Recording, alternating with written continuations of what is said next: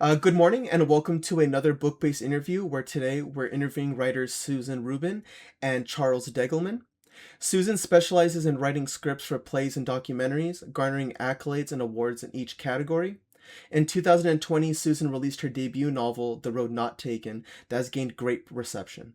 Charles is a writer and an educator that has had experience from being in multiple positions as a professor to being a minor to being a political theater artist and anti-war activist.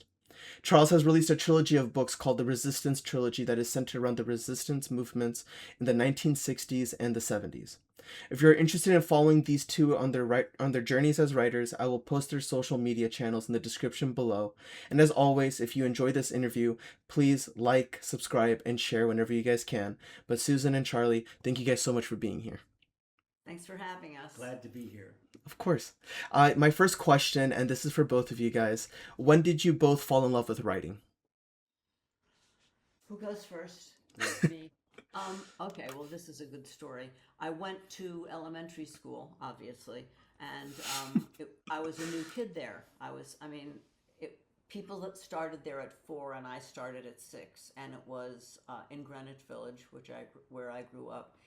And I was sitting alone in the dining room every day at lunch. Nobody would sit with me. And eventually I sat with one person and I started to tell them a story. I don't know where it came from. I remember the name of the character, but I'm too embarrassed to say it.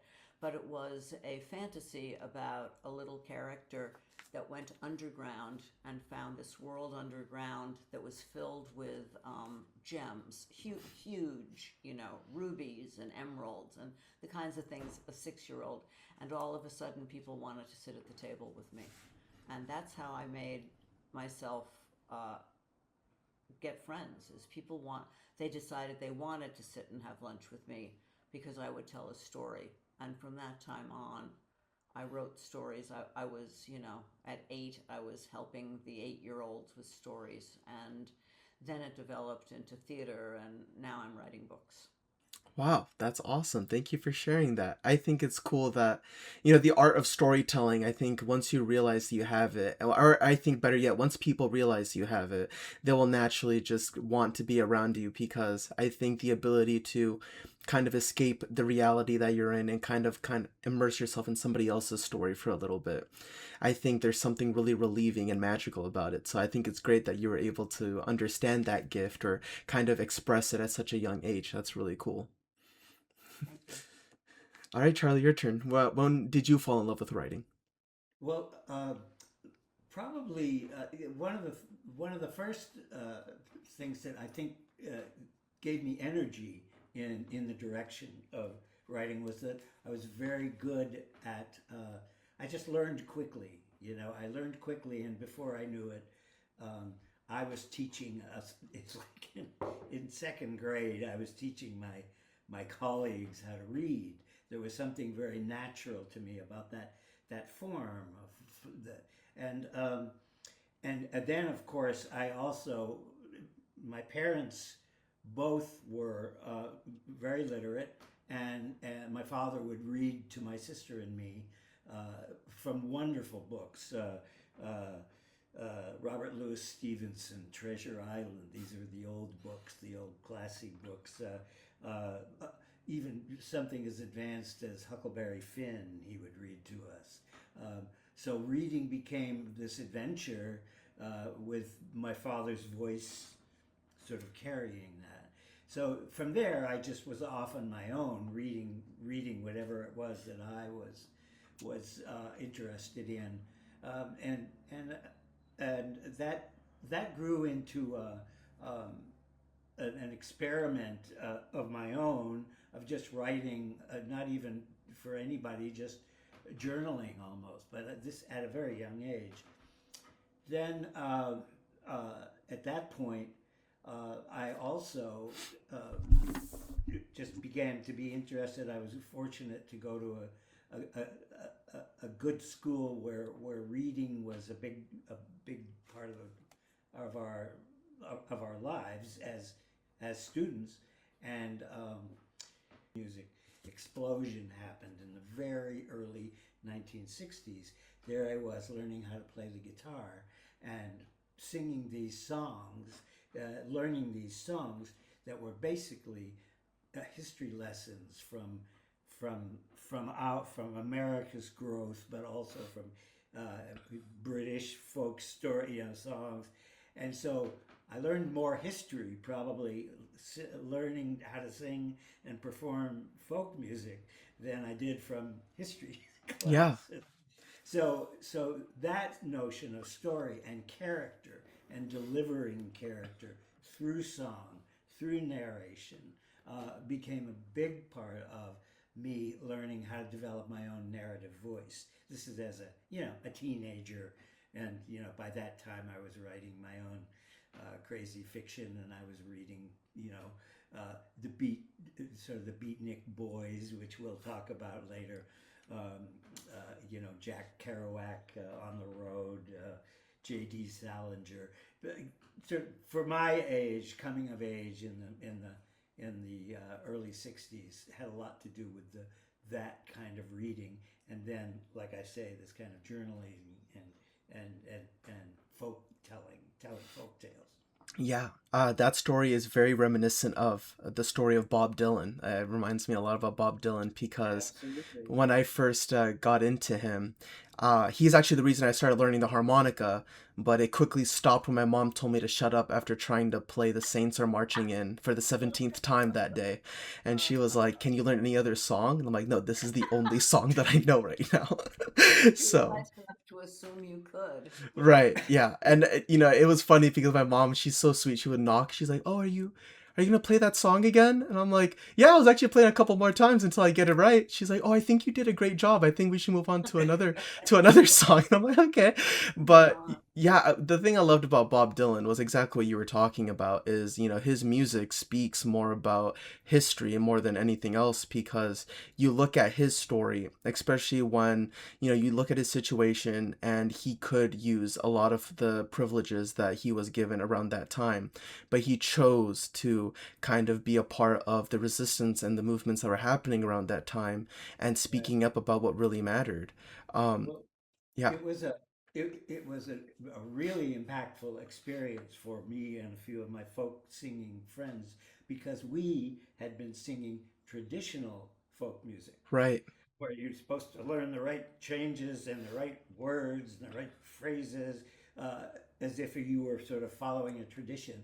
And then here comes Bob Dylan and turns the whole thing upside down. He takes all the inflections, all the spirit right, of folk music, and then turns it upside down into a contemporary, uh, uh, very political, but in the way we were talking about, allegorical kinds of once removed comment on the world that was that was like blowing up, right, in the yeah, early '60s. we were yeah, talking about Bob Dylan last night.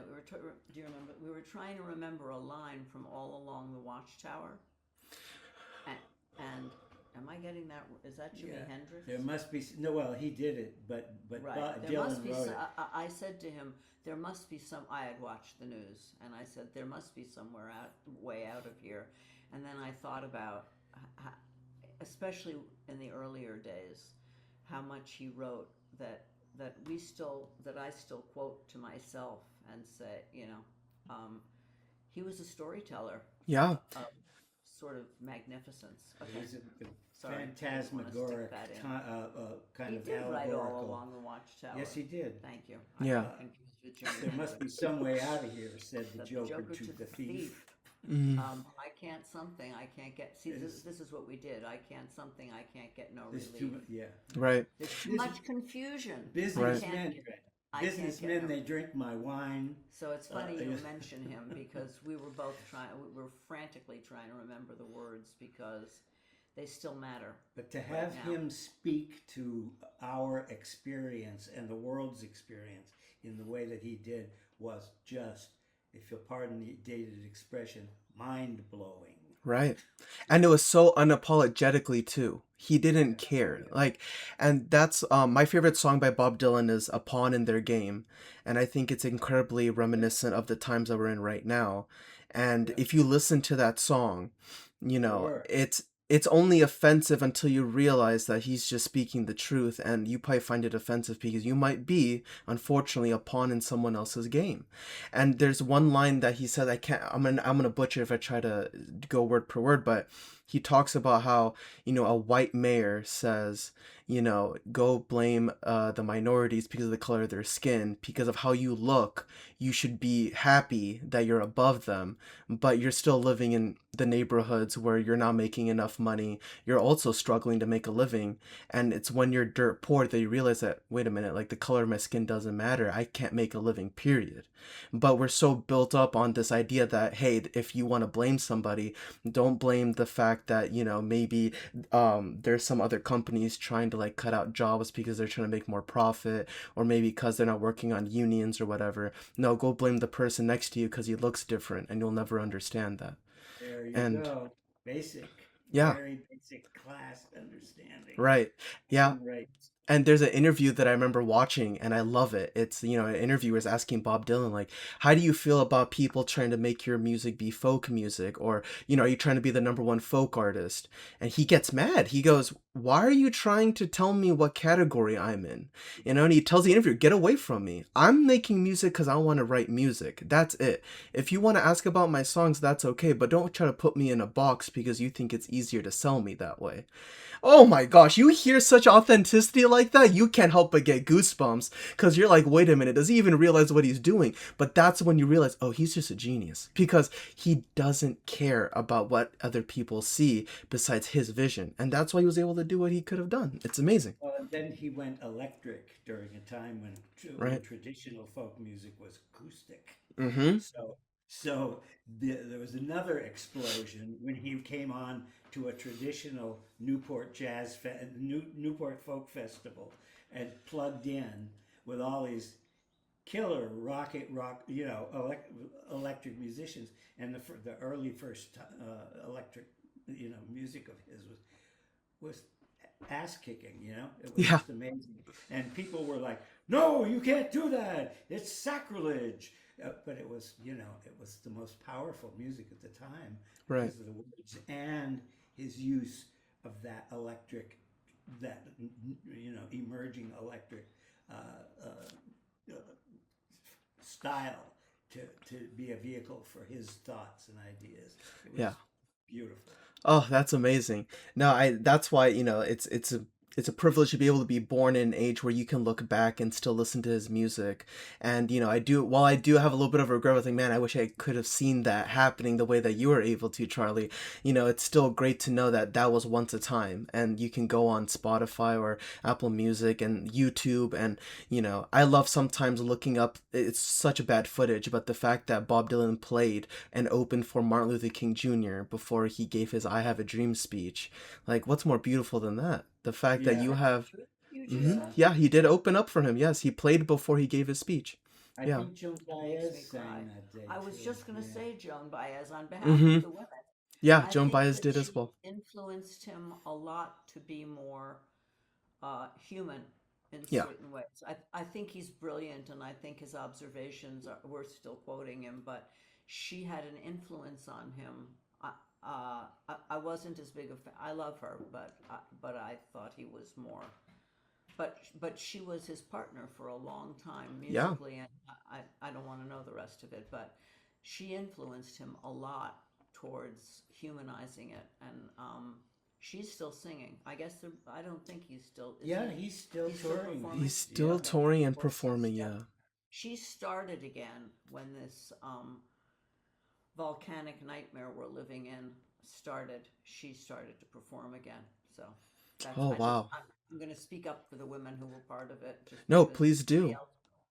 Yeah, no, I think there is no Bob Dylan without Joan Baez, 100%. Because even in the biopic kind of touches upon it, but this, you can see the transformation from when you see Bob before meeting her and after. You know, again, with the authenticity, you see somebody that's just doing what she wants to do because that's who she is, and you can't help but just admire that. And if in an age where you also are, on the edge of wanting to create your own sound, but you're still hesitant or you don't know how to properly structure it, you meet somebody else that has it down a little bit better, of course you're going to want to gravitate towards them because okay, this person gets it. So I think without Joan, there's no Bob, 100%. You She know, also, her voice, I'm sorry, no, Sven. please go ahead. Her singing voice was gorgeous, and his singing voice was, you What it know, was. Yeah. fantastic. But Right. hers was really gorgeous, and she also sang foreign, so, she sang, what were those songs? I can't remember them. She sang a bunch of songs from other countries, and I think it influenced him. Right. Right. I think Absolutely. she influenced him. She's That's enough also about her. I'm sorry. I'm she's sorry to just interrupt. one other No, thing. no, no. It's totally She fine. was she's a very good example of how art can politicize you Mm. rather than you just the concept of you being a political person and then turning it into art. When you do art that has political intent in it, not for example in theater, not maybe not everybody is understanding the politics of the core people who are this collaborative kind of discussion, but who are the core people dealing with what the politics are. But art can politicize you, and it can politicize the audience without beating you over the head with preaching and Right. stentorian stuff. So she was a very good example of that. She had the heart for it, but she didn't have the politics. And then she was at the center of the civil rights movement before she knew it. Right. No, absolutely. Now, I think it's important to also reflect upon these moments, especially like, at any time, because it reminds you that, there were some amazing voices out there. And even if it's not happening as often in today's world, the fact that there was once a voice that was that loud and it was that popular, it just shows that there was a time where, that type of thinking was it was so needed, which is why I think there is a natural sense of optimism as well that comes in the arts where, it ebbs and flows, where there are moments where, of course, art can be seen as a threat, but it can also be seen as the guiding light to get rid of any threats of opposition as well. And you see that ebb and flow where you see art being taken in as a loved one, and then you see art being kicked out as, as just like as a mistress almost, where it's like, hey, I don't want to see you anymore, I'm moving on. But art will always be there, and that relationship with art, I think, as humans, that's what speaks, I think, for our soul. I think that's something that I don't think will ever be replaced by, especially today with AI and the way that things are with today with technology. You can replicate the soul as much as you want using algorithms, but there's just some things that are just meant to be natural. And, there's love with that. There's so much You love can and always peace. tell a phony. Huh? You can always telephone. Yes, sir. Just moving on with our questions. Susan, this is for you because I was so interested about this. You talk about how you've written plays, documentaries, books, and other forms of media. Where did you get the ability to diversify your writing style? Because I think it's one thing to be a great storyteller, but to be able to do storytelling in different platforms, I think that's something that I think is definitely next level. Okay, I'll start briefly. My debut novel, which I'm not allowed to talk about the coming novels, but my debut novel, I sat down and I thought I want to write a story. I don't know what it's about. And a little child jumped into my lap. This is not real. This is my just a little thing jumped into my lap and started typing. And I thought, Charlie, there's somebody in the room with me. And she wrote the first chapter. And once she wrote the first chapter, she was about 5. I didn't refer to her again, but I didn't refer to anybody again. From there on, if I sat down, I could write it, and and I wanted to be. I wrote all of the school plays. I went to the Little Red Schoolhouse. I'm a little embarrassed to say those words, but I went to the Little Red Schoolhouse, and they did a student play every year. And every year I would say, I'll write it. And part of that was I wanted to do it, and part of it was I wanted to play the lead role. I'll be honest about it. And I thought if you write it, they can't tell you you can't play the lead. And I started to write, about what we were studying about. And that's when I began to think, if you write if you write a story about what you're studying about, it makes it that much more interesting for people. And I became the writer of all the school plays, and then I went to college and didn't write.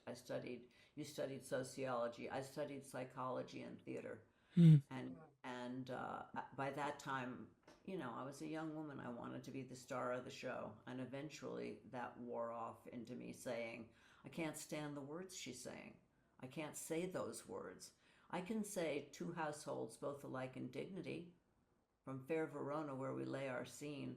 I like that. But there was so much stuff about women as I was coming up that I thought was dreadful, Hmm. and creating a bunch of what I now would call Karens. It's why I'm letting my hair grow out. I don't want to be affiliated with women who, I want to help women to understand what their role is. And since I don't know what their role is, I'm learning. But I started to write the school plays. I starred in the school plays. And then when I went to Brandeis, I stopped writing it entirely, and also stopped reading and stopped doing anything. Brandeis gave me, I graduated with honors, and when I came home, my father was crying. And I said, what happened? Did I fail? And he said, no, you got honors. And he knew that I hadn't done anything, that I just lived my life, and it was at a time in history when I learned how to tell stories, and I figured out plays are really powerful. And then I saw the San Francisco Mime Troupe, and one of their plays really made me think humor. I added humor to my bag of tricks at that point was mostly magical and crawling into undergrounds. And I also had a child I was helping to raise in a commune. And Wednesday night was my tell him a story night. And I think he was 30 when he said to me, you don't have to come anymore and tell me a bedtime story. I'm 30. But until that time, I made up The Magic Mountain for him, which was a story about a magic mountain that no one but him could see. And inside it, it was just incredible. I look at it now and think, why didn't you want to hear anymore? You were just 40.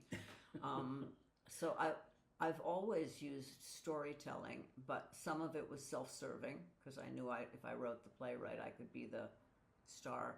But a lot of it was just, this will intrigue someone. This will make this kid listen to you on Wednesday nights and not say, I don't want her to come.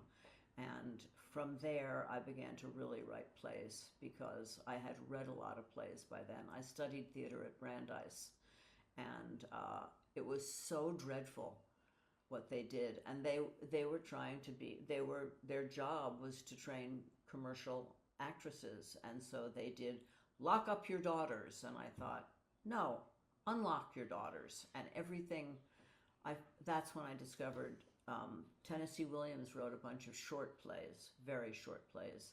And some of them are still the most, some of them I can't stand. And some of his short plays were really about women and struggles that women were having, and he had a great understanding of that. And that's when I started to think, you can do that.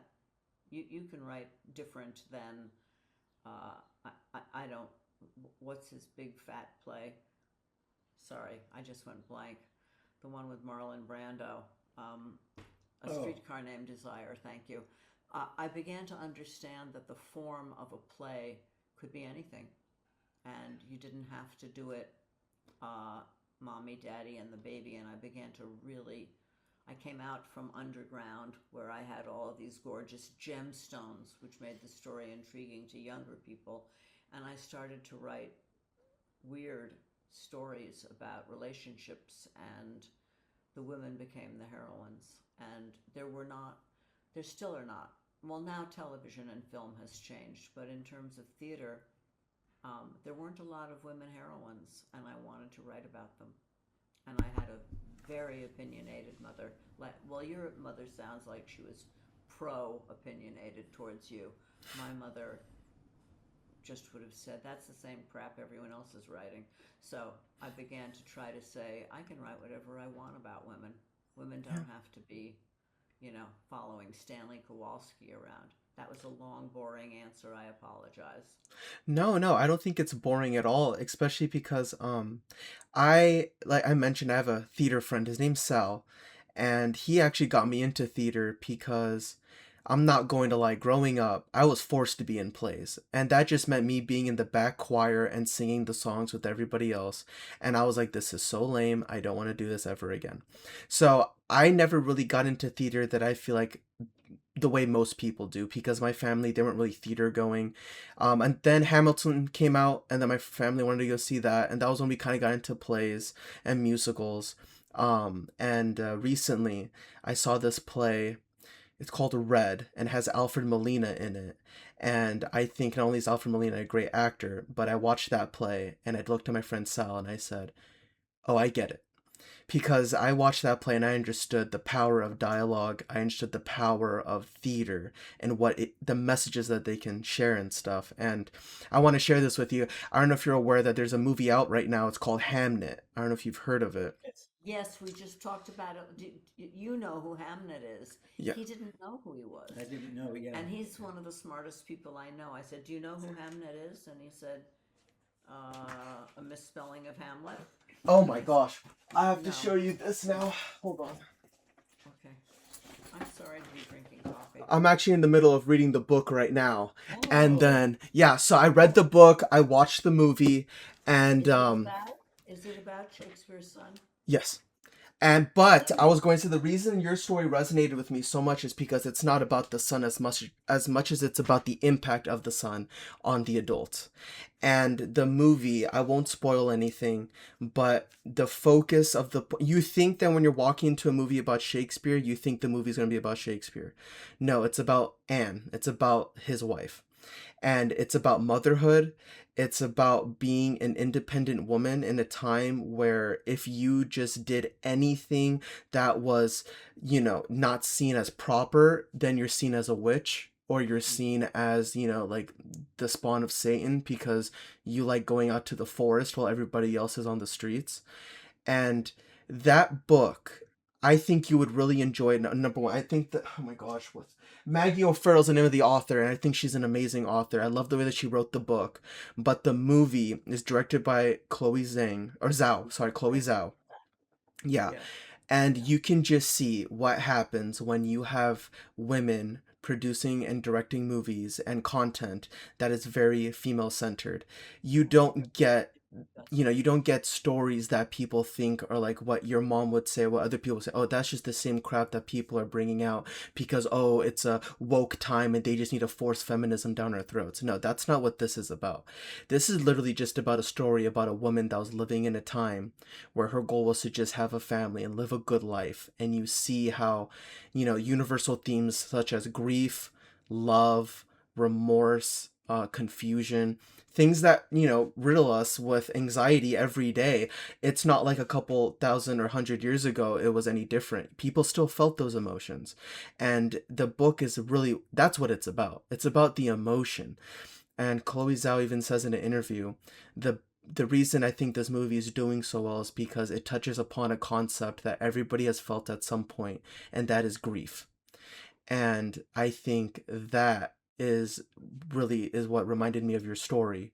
And I do want you to know that maybe it's not as common, but those works are coming out, and I think they're coming out with a strong force, and I think that's really exciting. By it. And I'll just tell you a quick episode. When Shakespeare and Anne stopped living together, Hmm. this was a big thing. I studied Shakespeare for a while as an actress, but I also wanted, the language was so beautiful. He gave Anne his second best bed. That was a big laugh story in the class, but it was the truth. When they separated, he gave her his second best bed. I thought, you're separating, give her her first bed, give her the Yeah. best bed. But that wasn't who he was. And that was Right. not the time. And That that was was not the not the time. time. No. Right. But but Hamnet, I can't believe it's coming out now because everyone really does think, uh-oh, they misspelled it. Yeah. No, it's not Hamlet, although I'm sure it No, has. it sounds wonderful. It also just your description, which is so articulate, it makes me want to sit down with the book and the film at the Yeah. same time. But what I thought about was when we were talking earlier the notion of using either theater or music or or narrative, regular textual narrative. You were talking about grief as a theme, and then as a vehicle to to to carry larger universal truths, but also very specific truths to our experience now. At any given time in history, Right. and the opposite of that works is comedy. So Hmm. you have grief and you have comedy, the Right. mask of comedy and the mask of tragedy or grief. So it really struck me that this notion of theater as an art form or and as a vehicle for not only the deepest universal thoughts but the specific thoughts of people's experience in the time they live. Right. So we can bring specific we can bring those stories to our specific experience right now in this time. Absolutely. I think there's nothing more heartbreaking yet somewhat relieving and warming to know that the greatest play, arguably of all time, is inspired by the death of a child. Because it shows that no matter what, the most important thing to recognize whenever you're doing anything is to know that you are human. And to be human is to feel. And I loved how, Shakespeare is known for so many things. But my friend Sal was telling me that apparently they asked Shakespeare one time, what was the best role that you've ever played in your life? And he said it was playing King Hamlet, because later on scholars realized that him playing that role was his way of speaking to the son that he never was able to uh, meet in life and complete the story with. And I think that speaks a lot for the art. And there's always this conversation about how art sometimes goes into this dark depth of not really negativity, but very, very pessimistic and very raw emotion of, of there's feelings of hatred sometimes. There's feel like the most best artists like Van Gogh, he was never seen as a stable person mentally, but then you see his He's paintings and you on my go, He's on our. See our books back there. yeah. I put a picture of a Van Gogh painting that I mean, it's this big. I couldn't afford the real painting, but I put up Van Gogh because he's my favorite painter in the world. Right. Because I'm sure you know this about him. He, un, until the last 2 years of his life, he drew. He didn't paint. And in the last 2 years of he only painted for 400 canvases. Oh, And in, wow. and in the first let's say the last 4 years before he died, the 2 years before that, he drew. And then in the last 2 years, he painted 400 canvases before he was accidentally killed, or however you want to interpret it. I think he was accidentally killed. And I look at his stuff. I hope that my writing is at least in the same universe with his stuff, which is unbelievable to me. Yeah. So, It's and he's back there. I just thought it was weird that you mentioned the one. I decided put up one thing that isn't just your books and me and him, and I put up a painting of Van Gogh. Well, you might tell him if you feel like you want to about your meeting with Van Gogh in a certain book. In The Road Not Taken, the last 3 pages, she's dancing with Van Gogh. oh, The that's awesome. protagonist is dancing with Van Gogh to "In the Still of the Night," which was a song In the 50s. before you were born, but it was one of my favorite songs as a teenager, and I have her dance with Van Gogh, and then the whole book just sort of floats. But she has meetings with Van Gogh in my Wow. first book. She goes and meets with him and brings him what is the drink he liked so much? Absinthe. She brings him absinthe, and then they have these conversations, and I'm sorry to be self-aggrandizing, they're very interesting conversations because they both get very drunk on absinthe, and she can go to stores that don't exist. He's living at that time in Arles, Hmm. And she can walk out his back door and go into a store that sells absinthe, but the store doesn't exist. The absinthe exists, and she'll bring him back a bottle of absinthe and he'll cook her dinner.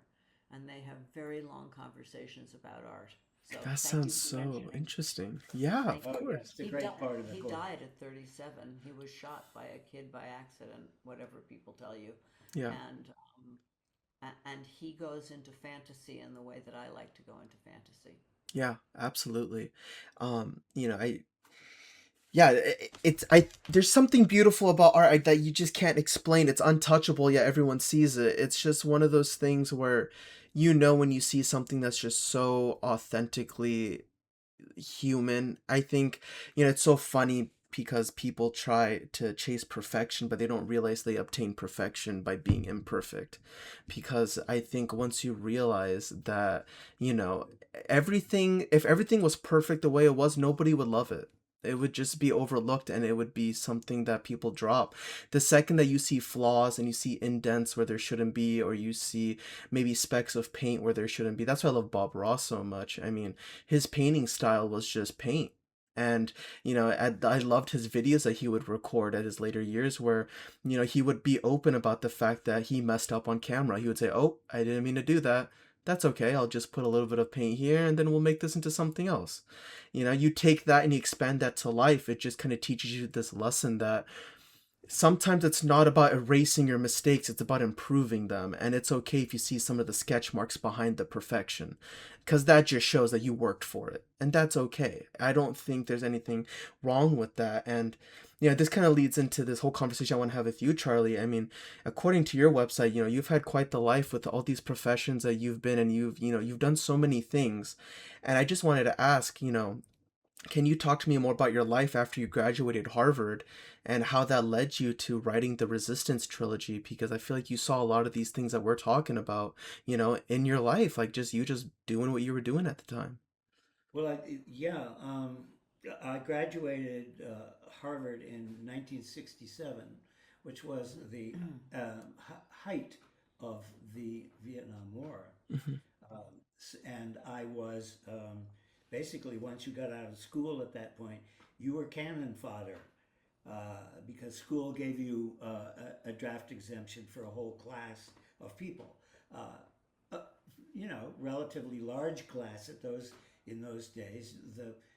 The working class was being educated, and that's a different story too. The working class was being educated after World War II. But once I graduated, um, I was already politicized, and I and I the Vietnam War was the main issue that was on everybody's mind. The nation was split in not only generationally but in terms of politics. We were in a war at home. And so while there was a war going on in Vietnam, there was a war at home, Right. and people who who had the either the privilege or the intelligence or the experience of having been in this war understood what this war was all about, which was well, nobody could describe it because it was an illegal, illegitimate, and nonsensical in a horrid way, nonsensical war. There was no purpose to it. The Right. only people who had purpose to it were the Vietnamese. They knew what they were doing. The Americans did not, Right. which caused a lot of tragic loss of life because they had no purpose to be there. So I joined. At that point, I was already very seriously anti-war, and had the good luck to come across this remarkable theater company in San Francisco. Um, Even though I was at stuffy Harvard and Cambridge, I would go every summer and work with my cousin doing landscaping and so on, and and climbing mountains and so on. But I saw this theater company, and I had been doing, as Susan was saying, traditional sort of college theater. a lot of the classics. And I'm going, yeah, but this is not about, you really had to twist these classics to get them to mean anything to you in the gut place where you need to act. Mm-hmm. So here is a company out in the middle of the parks in San Francisco, in what was staged as traditional, like um, down at the marketplace outdoor theater. You know, these were gypsies, thieves, and miscreants of all kind who were actors, right? But what we had done was taken that form, and the director for this company was a visionary in this way, taken a commedia form, which is a 16th century Shakespearean era, and a lot of Shakespearean's material actually comes from the kinds of stories that commedia came from. We took those stories and turned them into allegories about the Vietnam War and about racism and who went to war and who didn't go to war. So there I was, standing there after having done just a little bit too much old Greek theater, um, going, oh my God, this is it. This is, people are talking about what's going on, and people, huge crowds on the grass, and people laughing, and incredible sort of body, acting going on. Very physical, very commedia. If you look up commedia, it's a physical kind of a theater with lots of wordplay, and everything. So that was a point of inflection for me. I almost didn't go back and finish school. The director took me by the collar after he found out that I made it into the company. And he took me into the office and he said, "Get the fuck out, get out of here. You know, Go back and finish up. We Yeah. got plenty of people who play the guitar. We need intellectuals. Get out." So he made me go. The director who had took me on in this theater made me go back and finish. But when I came back, they took me back in, and we were off and running, and we were doing theater all over the country, teaming up with an organization called SDS, Students for a Democratic Society. If you haven't heard of it, Google it or AI it. Doesn't matter. You'll find it. Students for the largest student movement in history, still. So we were teaming up with them on college campuses and doing these theater pieces that were hilarious, body, and full of the political realities of the Vietnam era and the civil rights struggles of the time. Yeah. It was, and it just gave me a real sense in terms of my writing now. I often ask, how could you write narrative and dialogue without having acted, without having that scarcity of elements. You've just got your mouth, your body, and the writer's words to do this. So it was a wonderful way to inform my later narrative, fictional narrative. Yeah, no, thank you so much for sharing that. And I'm a very big history person. In school, I was a nerd for history. I'd read the books. My favorite, I love reading biographies just because, Yeah, you feel lost in life until you read the life of somebody else's and you realize we're just doing the same thing in different phases. But, one thing I loved about the two things that I remember reading the most about in school about the Vietnam War was how eye-opening the war was when photography became more of a mainstream form of media, yeah, because that was the first war where it was actually documented and sent back home that really sparked a lot of those protests. And I remember seeing the pictures of the students that were unfortunately like shot on campuses in the 60s because they were protesting and the police just they tried to subdue them, and it just got violent. And another thing is Muhammad Ali, and I'll never forget that speech that he says where it's like, you're gonna send me to Vietnam, but you still call me the N word when I'm back home. Like my problem isn't with them. My problem's with you guys. My nobody problem is called at home. nobody called me N-word in Right. Vietnam. Right. Exactly. And and that how I don't know. It's like how grandiose to just know that you're living in a time that where there's just someone like that, where it's just unapologetically just speaking the truth. And again, he's not saying it to be offensive. It's only offensive because you're hearing it from someone that was offended this whole time. Like that's not that there's nothing wrong. The truth is never offensive. The truth is the truth. It's how you perceive the truth that allows you to start getting your, whatever emotions you get out of it. But, you hear people talk like that in life and you're like, "Wait a minute. Like, this is something worth fighting for." And I definitely see a line between how you guys were protesting and working in the arts and creativity sectors and trying to promote this idea of democracy. I could see that kind of happening in today's world where it's like Yes. there is a huge surgence of people being like, enough is enough, we need to speak up. And now you're seeing actors, speaking about situations when they're at the award shows. You see actors dropping production companies or moving away from specific companies in Hollywood because they know how they're being funded and they refuse to be a part of that. And now what you see are writers, organic material coming out of this time that's probably just as, rambunctious as people saw your content back then in certain crowds. But, at the end of the day, the art is being created because it's an after effect of the times that we're living in. It's supposed to be broadcasted, it's supposed to be shared.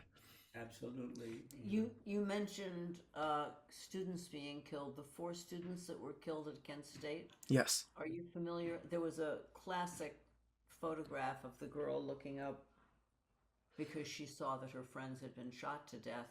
And I think Minneapolis brought that back to me. And I Hmm. thought, people just can't stand it. They Oh yeah. just can't stand the cruelty. And when people can't stand it, they stop it. I Right. believe that after all the years of watching, cruelty has a way of coming back. But I really think about that girl looking. There were also 8 students killed at the University of Mississippi who no one talks about. There Right. were 8 black students killed at University of Mississippi like the next day, and I don't remember one photograph from it. But that girl looking up from her dead friends, In I, Ohio. I, Yeah. and it happened in Yeah. Ohio. But I think it is Minneapolis now. I think the radiation out of that. There's millions of people out on the street today. Yeah. Millions. And Today and yesterday. yesterday, Right. every day. And I Yeah. just think that you said something earlier about art. So, things cycle, and we're back in a cycle of no. I'm not going to watch you shoot 3 students who came out with a sign that said "Stop the war." You can't do that anymore. I think eventually we'll win. I'm very 100%. optimistic. I might get it. Well, I don't know. I got in trouble a little bit yesterday, but yesterday was National Walkout Day for everything that's Oh, happening right. with Yeah. ICE, and I Yeah. worked at the Right. middle school. So, middle school students were walking out, and I can hear faculty being like, "Oh, like what are they doing?" And I'm in the back just smiling because I'm like, "Yeah, I don't go for it. If you feel like Yeah. this is something worth doing, you go for it." Give And yourself a voice, you know? exactly, no, a student came up to me and she goes, "I really want to walk out, but I'm scared that my parents are going to get mad at me." And I told her, I looked at her and I said, "Look, you're probably not going to hear this from anybody else. But if it's something you truly believe in," and I said, are you upset about this situation?" She goes, "Yes." I go, "Does it mean something to you?" She goes, "Yes." I go, "Then why does it matter if you get in trouble for something you believe in? If you believe in it, it doesn't matter." She walked out. And the Wow. faculty saw that I was talking to her. So they come up to me and they were like, "What did you tell her?" I said, "Yeah, I told her she should walk." And they're like, "Why would you say that? Like, we had class going on." I said, "But she was really impacted by it and she was scared that she was going to get in trouble by her parents, but I'm sure that and she was smiling, she was walking out. I said, she doesn't look like she was traumatized. She's happy. She's feeling good that she did something like that." Empowered. Yeah. Empowered. And a lot of my coworkers were telling me like, you shouldn't be doing that because you're supposed to be someone to create order in a school. And I'm like, number one, the school looks like a prison with all these bars that are up and all these people wearing ID tags. Like, it's just like it doesn't even look like a school. And number two, I saw a little girl in a middle schooler. She's crying, her friends are holding her and she's crying. And I'm looking at that and I'm not thinking, "Oh, she's probably sensitive. Oh, maybe she's emotionally unstable. She's crazy. What are you doing?" I'm thinking, what a poor soul to be 12 years old, crying because of a situation this ugly. I don't shame her for crying. I shame people for judging that she's crying. And that's what I told my coworkers. I said, you should not be upset that these kids are upset. You should be happy that there's a generation of students that are taking the... Yeah, sure, maybe there are some that took that as a moment to just play hooky and they left and they're just hanging out somewhere. Sure, maybe. But you're not supposed to look at that. You're looking at the other students that are walking out because they personally believe that enough is enough and they want to break structure just for a moment to stand up for something that mattered. There's no way I'm going to have in my conscience, oh yeah, I need to subdue this. No, of course. And I said it proudly to my boss. I was like, yeah, I told her to walk and she did. I don't care. It's okay. And I told her this. I said, you know what? I'm proud of you because you're doing something that I didn't. I was scared and I didn't go. I saw people doing stuff like this when I was in high school, and I ultimately was scared of my parents and what people would think of me. I was an honors student. I wanted to get into college. I didn't want anything to happen because this is what these schools threaten. And I was like, no, I can't do it. Now, as the adult, I feel bad, but I feel bad in the sense where I feel like, I wish I was like that towards myself, but it felt good for me to be able to tell a student that, hey, you know what, if you really care about something, you shouldn't be scared about what the opposition is because there's just some things that need to be stood upon regardless of what people say. And I saw the sparkle in her eyes when she took those steps. The one of the most hopeful things that we're seeing about this generation and this event, it isn't even generational, obviously, Right. is that this resistance is not coming down from the top, from just the schools and the intellectuals, it's coming from up, so that you have people who have never demonstrated before reflecting your particular experience and saying, no, this is too important. I have to go. I've never demonstrated before. And the discoveries they make as they feel the power of what it means to go down the street with something that is impacting not only other people's lives profoundly, but probably your own. And you're out there with your voice, and to see the delight in this, I don't want to say generation because it's multi-generational. Right. See the delight of people who've never been out there, never took that chance, Yep. who are out there in mass. And Right. it's very hopeful and exciting. Yeah, Very absolutely. I wanted to ask you guys this question because, we are talking about literature and stuff, and we're also talking about, resilience and wanting to stand up for change and being resistant to, whatever opposition may be. But I wanted to ask, what do you guys think is important about sharing literature that addresses concepts like resistance, change, and resilience as a media platform, I guess, like as literature itself? You want me to go first? Yeah.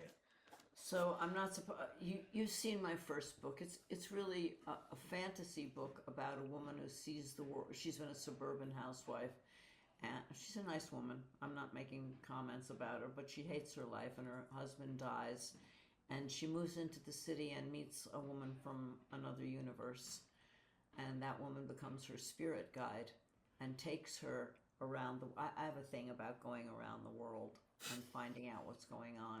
And she shows her what the world really is. And it changes her life. And then she ends up getting to dance with Van Gogh to my favorite song, In the Still of the Night. And my new book, which I'm not allowed to talk about, is about the 70s, about the Beats, who lived in a house I owned. That's as much as I'll say. This is real. Mm. A good portion of the Beat poets lived in the house I owned. And part of my struggle is to say, there was tremendous positivity in our movement, but the way that women were treated. Abby Hoffman is famous for having said, what's the place for women in the movement? And he said, on their backs. And I thought, you are no longer part of who I want to listen to. You can go drop dead. And there was a tremendous, I'm sorry if I shouldn't have said that, but he Oh, had no. said, there was a tremendous amount of hypocrisy in our movement about everyone should be free except women, and that was up against the growing women's movement. And I think the same thing is happening now. I'm watching the TV news and I'm seeing women and people of color really rise as journalists. And as it's happening, our, I can't call him the president is getting more racist, and why are they going after? I'm not even going to ask you that. But what was happening in the time that I was an activist was that women made the coffee for the discussions, and then they were allowed to comment. Then there were women like Bernadine Dorn, who would have taken your head off if you had said the wrong thing. She's still alive. She's still an activist. But there was a real hypocrisy within our movement about women. And I think it's what powered the women's movement. I think sometimes that kind of thing where you see the students dead and you just go, no more. I can't do this anymore. And I look back on it now. We talk about it a lot because I'm annoyed by it. I'm annoyed by saying, I wrote a book. My new book has the beat poets in it. There are no women that I wrote about one woman beat poet, but I started to research it just to say, well, maybe no women were beat poets. There's hundreds of them. Same thing in the painting world. I looked up women painters. There were some amazing women painters, and women artists don't get their fair share of attention, and that's cutting off half of what you and we're talking about, which is if you want to learn something, read a book, look at a painting, listen to a song. You're going to learn it better there, and women have to be part of that. So excuse me for blabbing on about it, but the beat poets did not include the women, and that's a real cut at just how hip they.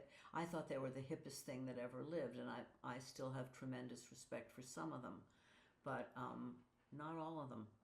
Right. Now, I'm not going to tell you the stories because they're in the book, but there were some very bad stories about how the beat poets treated the women, and it was really like, are you kidding me?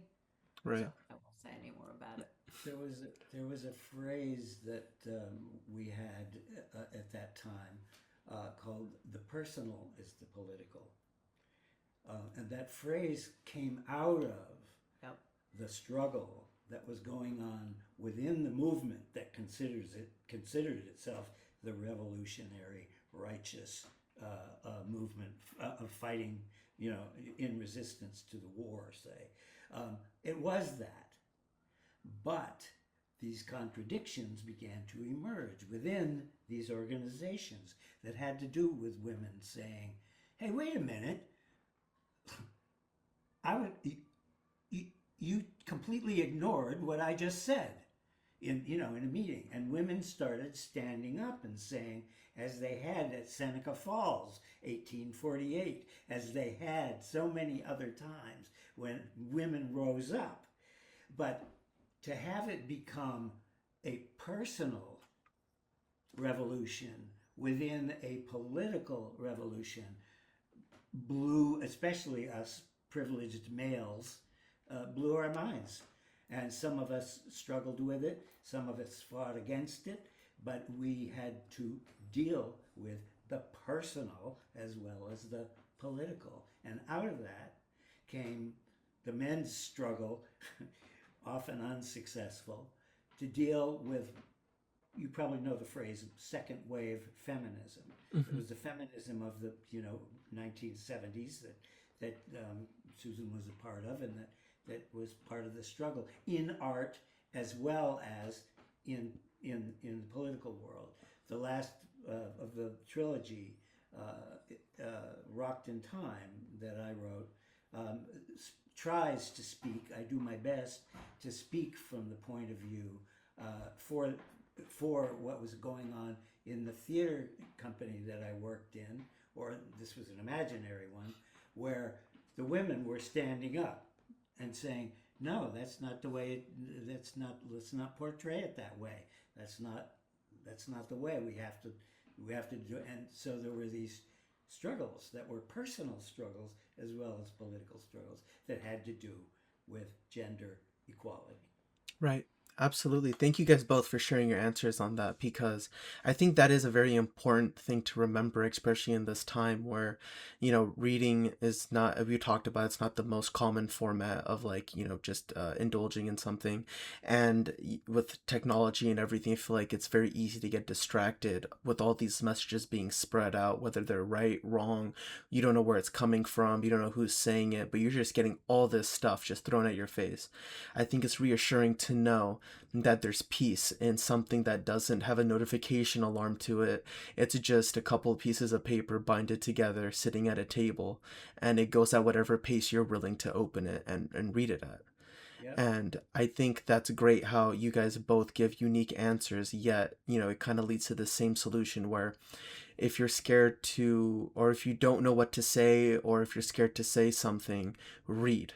Because, the knowledge that you get from reading allows you to eventually give you either the power to speak or it gives you the words to speak once you have the courage to speak them. And, I think, we're living in 2026. Literature has been around for thousands of years. And libraries, I think, it's funny because if you really want to subdue thought and if you really want to control people, I mean, you've seen in history, you got to burn the libraries because that's where all the education is. That's where knowledge is. And I was just talking to a coworker about this yesterday. He was telling me, we were just talking about life, and I said, if you really want to be smart, and not just by the default definition of what smart is, like not in terms of intelligence, but understanding, both in an emotional and logical aspect of how this world operates and how people operate, you need to you need to learn. You just need to seek out knowledge. It doesn't have to be a particular type of knowledge, but there's a reason why slaves weren't able to read and write.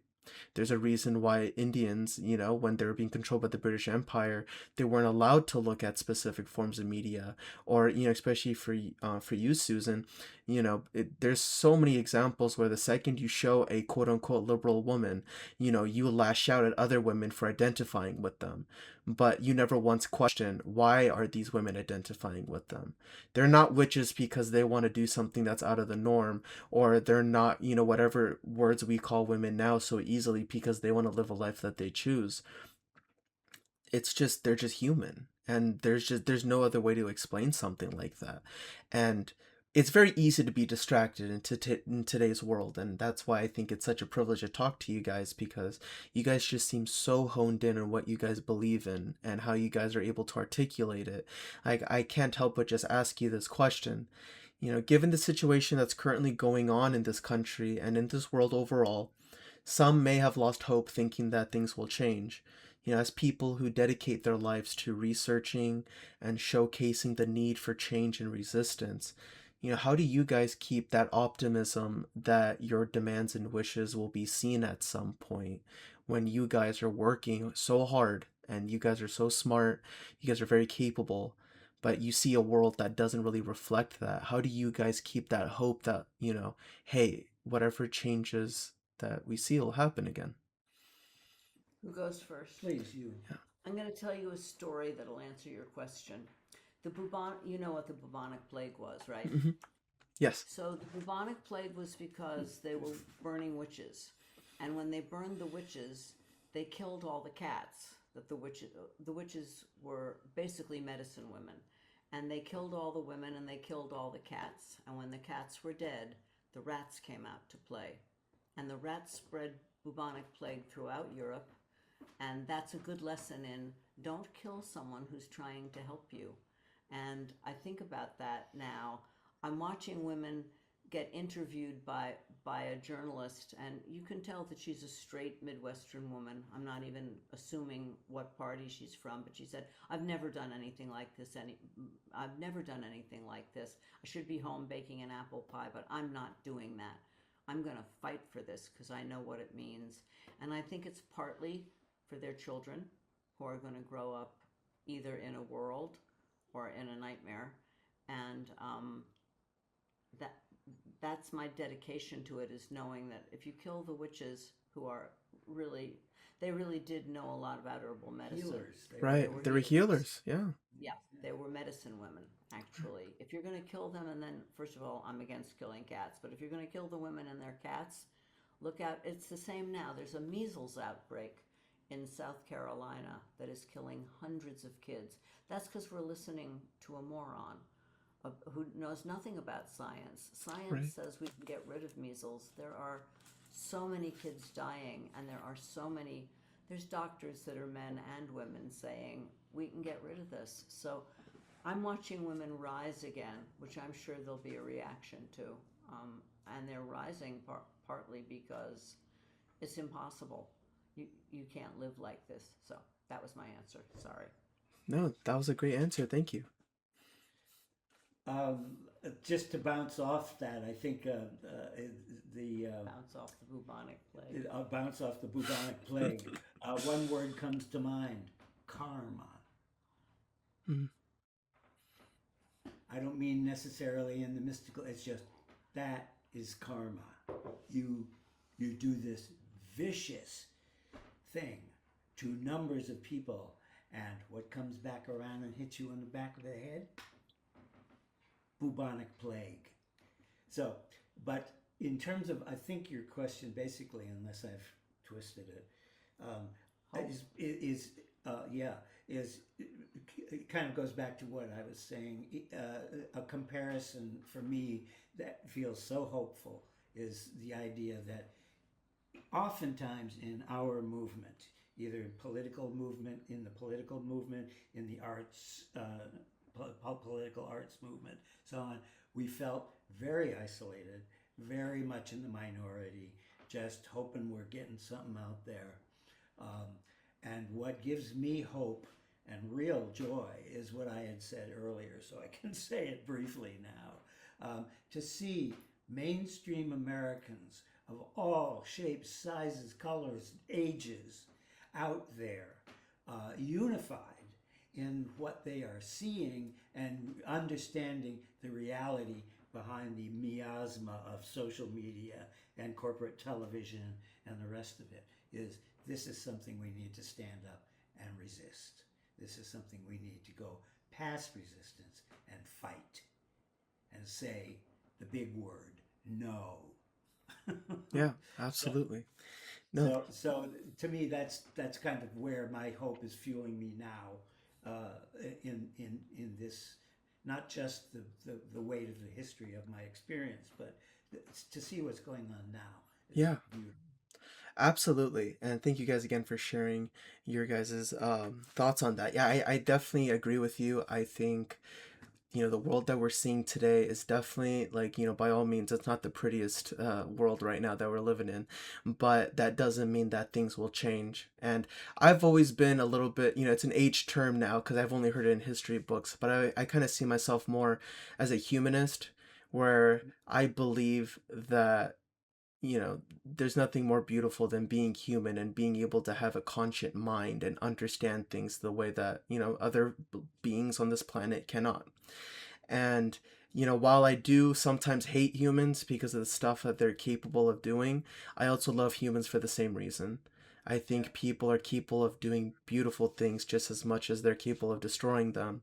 And, I think speaking to you guys as people that, are witnessing, now you guys are witnessing multi-generational forms of revolution.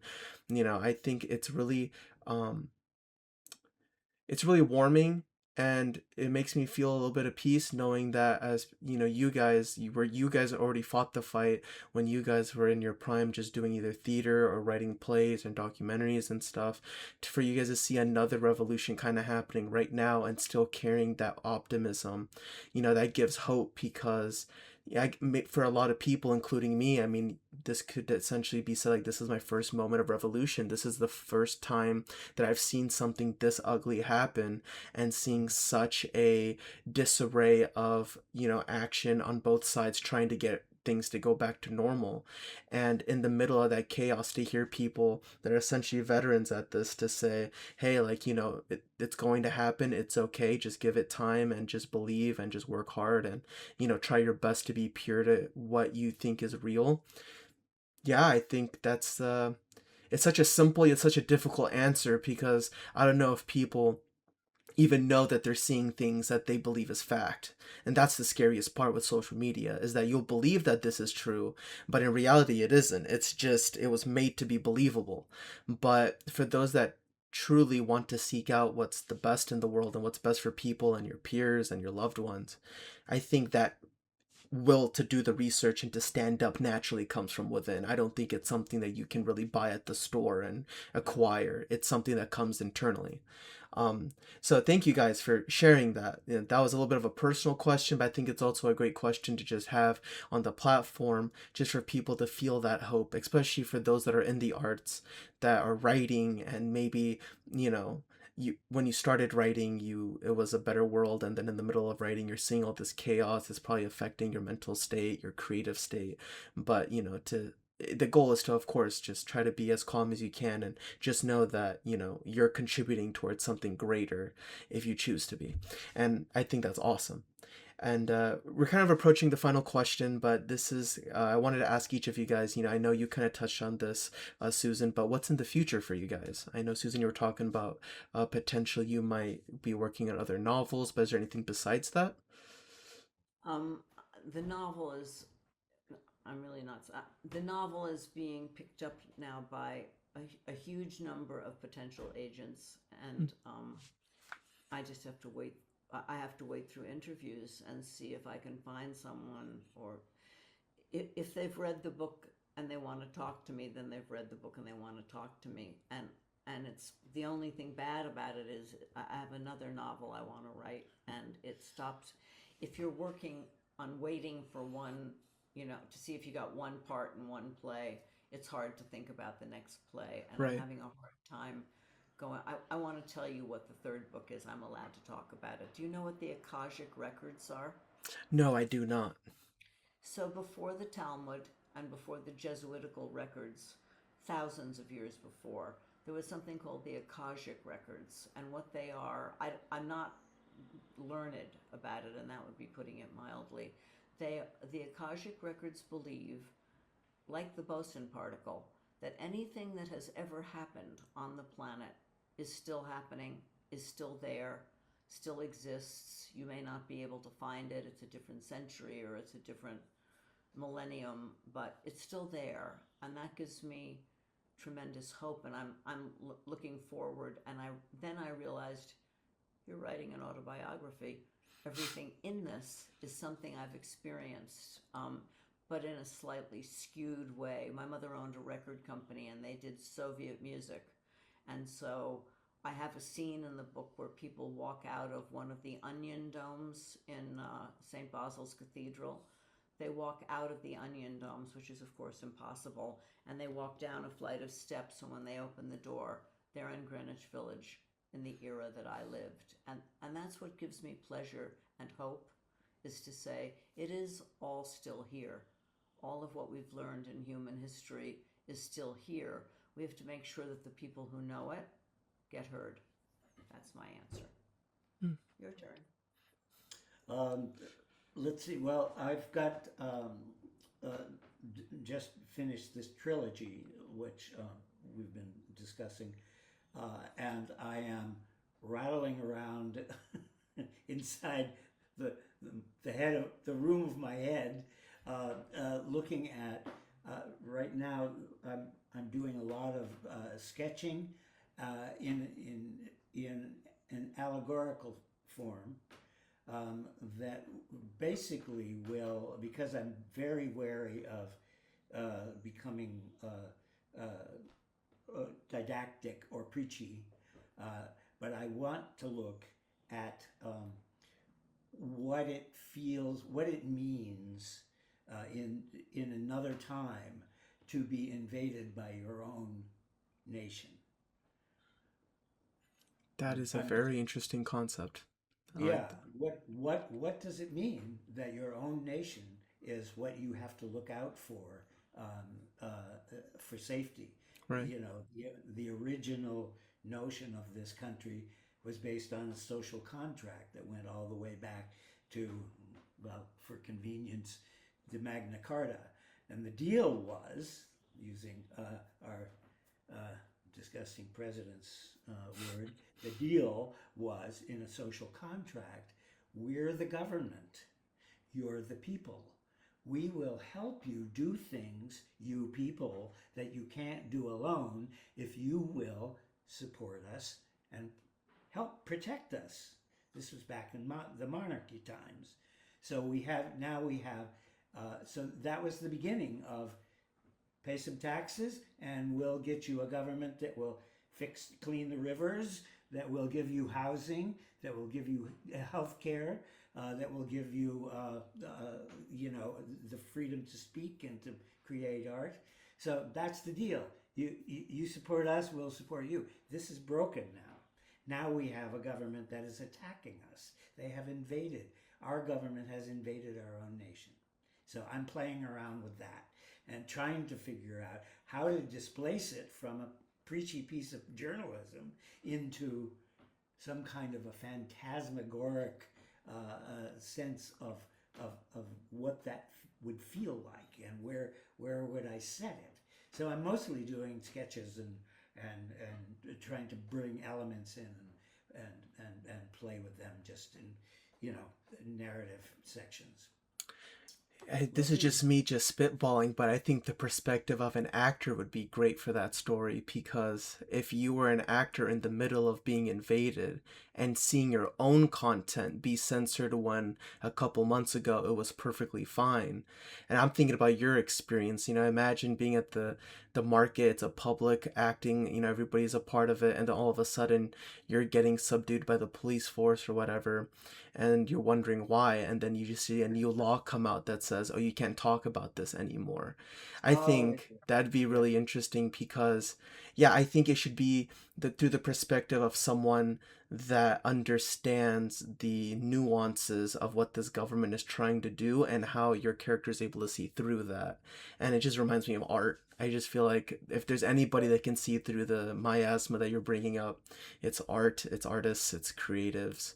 So, That's a wonderful take. Just quickly, what I have chosen is mhm. actually um, a musician, Ooh, a musician with a drum, and the ooh, drum has, um, uh, if you know anything about what we commonly call voodoo, or any kind of the use of the drum is to connect through logic of the drum and of tempo to connect those people who are sorcerers, who are out wandering, healers, so on, to keep them like a golden thread attached to them. So I am doing that, and this that's awesome. musician has a motley crew of people I'm inventing. So we'll Yeah, see, but you pretty much got it. We'll do it.